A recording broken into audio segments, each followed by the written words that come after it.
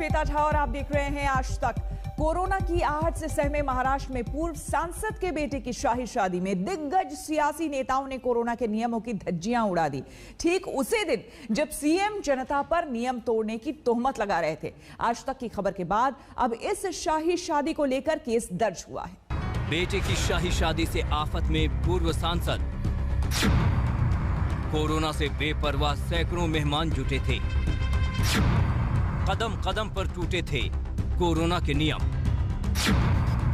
आज तक की खबर के बाद पुणे की ये शाही शादी सिर्फ चर्चाओं में रहकर बीते वक्त की बात बन जाती, लेकिन एक बार फिर कोरोना का सबसे बड़ा खतरा झेल रहे महाराष्ट्र में इस नियम तोड़ शादी की तस्वीरें आज तक ने दिखाई तो पुणे प्रशासन को हरकत में आना पड़ा।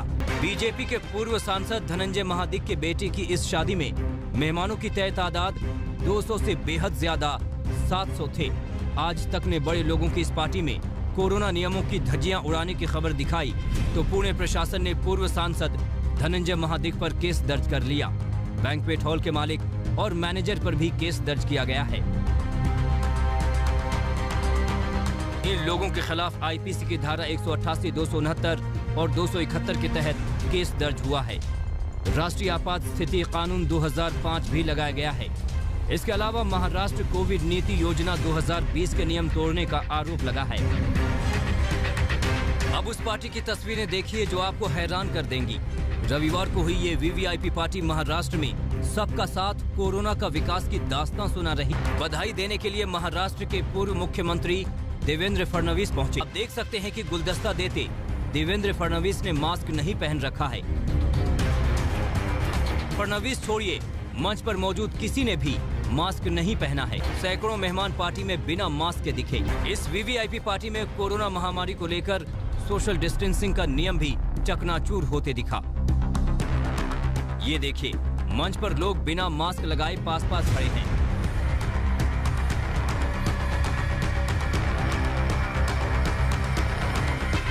अब इन्हें देखिए, ये शिवसेना सांसद अरविंद सावंत हैं, जो इस शादी में दल। जिस दिन ये पार्टी हुई ठीक उसी दिन सीएम उद्धव ठाकरे दोबारा लॉकडाउन की चेतावनी दे रहे थे। जरा उनकी बात सुनिए। जिन लोगों को लॉकडाउन नहीं चाहिए वो मास्क पहनेंगे, जिन लोगों को मास्क लॉकडाउन चाहिए वो मास्क नहीं पहनेंगे। सिंपल है।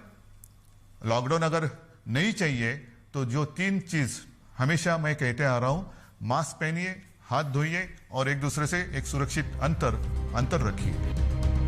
नियमों के मुताबिक पुणे में शादी समारोह के दौरान 200 मेहमान बुलाए जा सकते हैं, लेकिन बीजेपी के पूर्व सांसद की पार्टी में 700 लोग शामिल हुए, जिसमें शिवसेना सांसद संजय राउत, आरपीआई आठवले के रामदास आठवले और एनसीपी चीफ शरद पवार का नाम भी शामिल है। अब ये 2 तस्वीरें देखिए। जिमखाना में हुई एक शादी में 350 मेहमान आए तो मैनेजर के अलावा दूल्हा दुल्हन के माता पिता पर केस दर्ज हो गया। लेकिन पुणे के इस वीवीआईपी पार्टी को लेकर केस तब दर्ज हुआ जब आज तक ने खबर दिखाई। वीवीआईपी पार्टी छोड़िए, जो उद्धव ठाकरे सोशल डिस्टेंसिंग को लेकर जनता को पाठ पढ़ाते हैं, उन्हीं के सरकारी कार्यक्रम में दूरी है जरूरी का नारा गायब हो जाता है। मुख्यमंत्री, सांसद, विधायक, पार्टी चीफ होना एक बड़ी जिम्मेदारी है।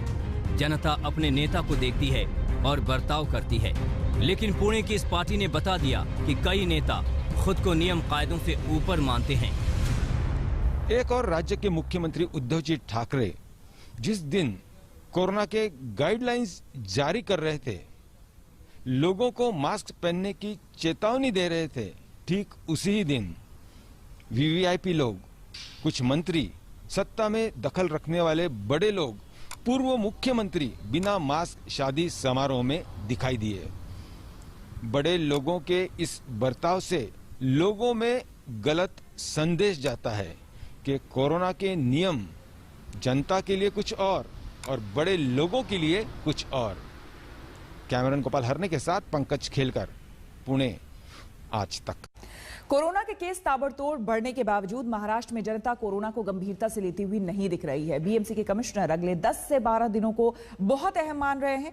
हमें जो महाराष्ट्र भर से तस्वीरें मिली है वो बहुत चिंताजनक है। मास्क क्यों नहीं लगा? मास्क है ना, इधर अभी क्या लगाएंगे? सब तरफ बोला है ना कि कोरोना बढ़ रहा है, मास्क लगाना जरूरी है। तो लगाते हैं, मास्क जेब में ही है। कोरोना हो गया तो चलता क्या? हाँ ठीक है ना, अभी इधर कोई है भी नहीं ना। ये दम घुटता है सर, कोई कुछ भी हो। बड़ी संख्या में लोग हैं जो अभी भी मास्क नहीं पहन रहे हैं, लापरवाही बरत रहे हैं, और ऐसा ही अगर रहा तो महाराष्ट्र में आने वाले दिनों में पूरी तरह से लॉकडाउन हो सकता है। महाराष्ट्र के पुणे का ये हाल तब है जब राज्य में कोरोना के मामले तेजी से बढ़ रहे हैं। जो मास्क कोरोना से बचा सकता है, उसे न पहनने का सबके पास अपना बहाना है। आपने मास्क नहीं पहना, क्या क्या कहेंगे बताइए ना, कि मास्क पहनना जरूरी है या नहीं? है जरूरी। हम एक्चुअली बाहर आए इसलिए रह गया, इधर ही हमारा घर। लोगों की ऐसी ही लापरवाही की वजह से महाराष्ट्र में लॉकडाउन लौट आया है। ये अमरावती जिला है जहां पर 1 मार्च तक के लिए लॉकडाउन लगा दिया गया है। लॉकडाउन ये उपाय नहीं है, लेकिन ये जबरन हमें लगाना पड़ रहा है क्योंकि लोग सुनने के मूड में नहीं है। 2 दिन का जनता कर्फ्यू कलेक्टर ने अनाउंस करने के बाद भी लोग रास्ते पे दिख रहे हैं। प्रतिबंधक जहाँ पे लगाए हैं वहाँ पे नियम भंग नहीं किए, और काउंट यदि कम आया तो फिर हम सोच सकते हैं, नहीं तो फिर इससे कड़क कार्रवाई करनी पड़ेगी। पूरे जिले में ही कंटेनमेंट जोन डिक्लेयर करना। महाराष्ट्र में हालात क्यों बिगड़ सकते हैं, ये समझने के लिए आप शिरडी चलिए, जहां लोगों को देखकर आप एक बार के लिए भूल जाएंगे कि महाराष्ट्र कोरोना महामारी से जूझ रहा है। यहाँ लोगों में न 2 गज की दूरी है और न ही कोरोना की चिंता। लोग बिना मास्क या फिर आधा अधूरा मास्क लगाए दर्शन की बारी का इंतजार कर रहे हैं। साईं बाबा के शहर शिरडी में सब कुछ भगवान भरोसे है। जिन पुलिस वालों पर नियमों का पालन करवाने की जिम्मेदारी है, वो लोग खुद यहाँ पर बिना मास्क लगाए बैठे हुए देखे जा सकते हैं। पिछले साल मार्च से लेकर अब तक देश में शायद ही कोई होगा जो कोरोना के खतरे से अनजान हो, फिर भी लोग हैं कि मान नहीं रहे। शिरडी जैसी बेफिक्री आपको नागपुर में भी देखने को मिलेगी।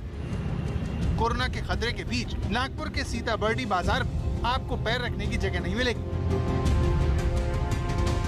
लोग एक दूसरे पर गिरे जा रहे हैं। कुछ ने मास्क पहना है तो बाकी बिना मास्क के ही कोरोना को न्योता देते हुए दिख रहे हैं। ऐसे में सवाल उठता है कि आखिर नागपुर में प्रशासन क्या कर रहा है? क्यों सोशल डिस्टेंसिंग का पालन नहीं करवाया जा रहा? जब ये सवाल हमने स्थानीय दुकानदार से किया तो इसने प्रशासन को ही लपेट लिया। प्रशासन का कुछ भी कंट्रोल नहीं है। प्रशासन हॉकर्स लोगों को इतनी छूट क्यों दे रहा है, मुझे समझ में नहीं आ रहा।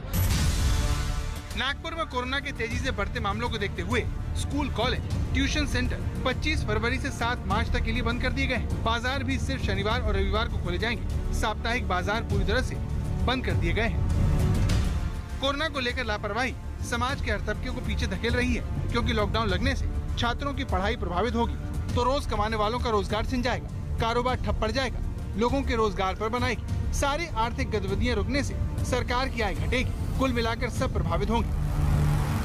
तो मुंबई में भी कोरोना के मामले तेजी से बढ़ रहे हैं, जिसे रोकने के लिए सख्त पाबंदियां लगाई गई है। मास्क न पहनने वाले लोगों को पकड़ा जा रहा है, जुर्माना लगाया जा रहा है, जो आगे भी जारी रह सकता है, क्योंकि मुंबई के लिए अगले 10 से 12 दिन बहुत अहम है। हमें अगले 10 से 12 दिन देखना पड़ेगा कि ट्रेंड क्या है, कितने केसेस बढ़ते हैं। एक 10 से 12 दिन तक ये ट्रेंड एस्टेब्लिश हो जाएगी और उसके बाद हमें पूरा सही मालूम चल जाएगा कि हम किस दिशा में जा रहे हैं। ये सर सेकंड वेव है जिसने मुंबई के दरवाजों पर नॉक कर दिया है, या फिर ये एक टेम्पररी फेज है जो बढ़ रहा है? अभी मैं इसको एक सर्ज बोलूंगा, स्पाइक बोलूंगा, परंतु इसका मैं उत्तर दे सकता हूं 10 से 12 दिन बाद। जब एक ट्रेंड एस्टेब्लिश हो जाएगी तब मालूम चलेगा कि ये वेव है या टेम्पररी स्पाइक। मुंबई में लॉकडाउन का मतलब देश को बड़ा आर्थिक नुकसान है। ऐसे में रास्ता सिर्फ कोरोना से बचा है, जिससे निपटने के लिए जनता और नेता दोनों को आगे आना होगा। पंकज उपाध्याय के साथ मुस्तफा शेख, मुंबई, आज तक। हम रुकेंगे यहाँ पर एक छोटे से ब्रेक के लिए। बने रहे हमारे साथ, देखते रहिए आज। नमस्कार, मैं हूं अंजना ओम कश्यप। हमें उम्मीद है ये वीडियो आपको पसंद आया होगा। लेटेस्ट खबरों के लिए यूं ही देखते रहिए आज तक, और इस वीडियो के पसंद आने पर लाइक, शेयर एंड सब्सक्राइब करना ना भूलें।